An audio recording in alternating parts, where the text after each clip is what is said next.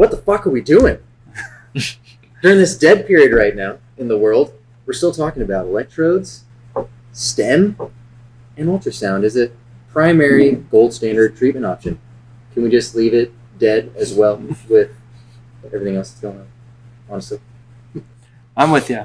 I'm obviously all in. You know, it's through our facilities, we actually don't have an ultrasound unit that does ultrasound treatment, so to speak. Yeah, right. We have a diagnostic ultrasound unit, so we can look at tissue and look in the body and help it to evaluate things. But let's understand what you're trying to do in those moments with those two tools, right? You're trying to eliminate pain.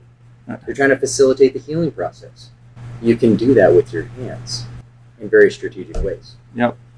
You can speak to the nervous system with other tools outside of passive stuff like an ultrasound or electrode, which has a 50-50 success rate in this research, actually. And so just to play devil's advocate again, if pain is the limiting factor, maybe there could be a use for it. But if people are coming back saying that was the primary thing as far as treatment that they got, we're totally missing the boat. If it's a tiny piece of the puzzle, it's not going to hurt them. But we carry a compact unit. Yeah, if someone's super hot with their pain and stuff, and you need to at least calm them down because that's the goal of the session. Talk to them and you walk away. Maybe. The sad part is, say there is a shred of capability of it actually helping. What do you say then? How about you come back this evening? We'll do the same thing. Tomorrow morning when it hurts, I'll be here for you, and we can do it again after lunch.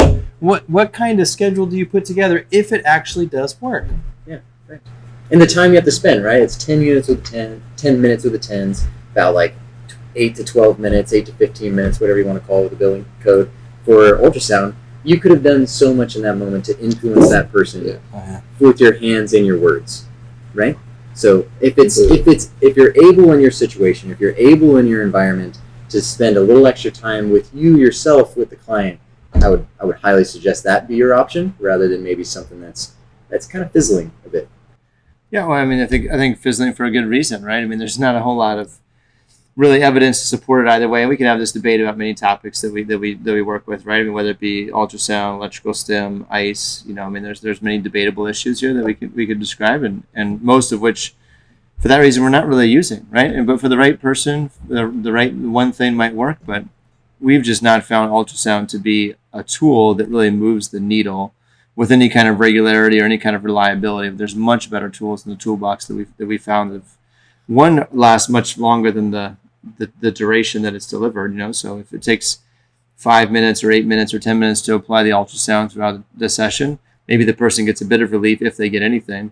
And for how long does that last? Not more than a day, most likely. So we could use other strategies that might get us 2 days, 5 days, 10 days of relief, and ultimately true change in the person's symptoms, hopefully through movement training is what we always are shooting for. So I could see the argument that you want to use ultrasound to use it to open up the window of opportunity to move more, but that's not really how we see it used clinically. And I think if that's your mindset, there's other and better tools besides ultrasound to open up that window for you.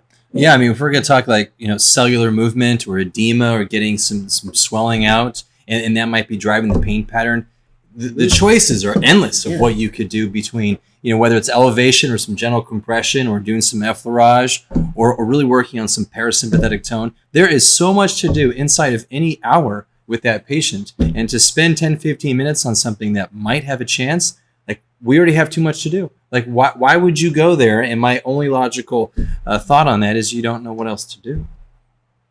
Right. That might be a bit bold, but just throw it out there. Well, it's a valid thought, right? Because it's not on my list. Because I have so many other options, and it just doesn't make the list ever. It hasn't made the list in a decade.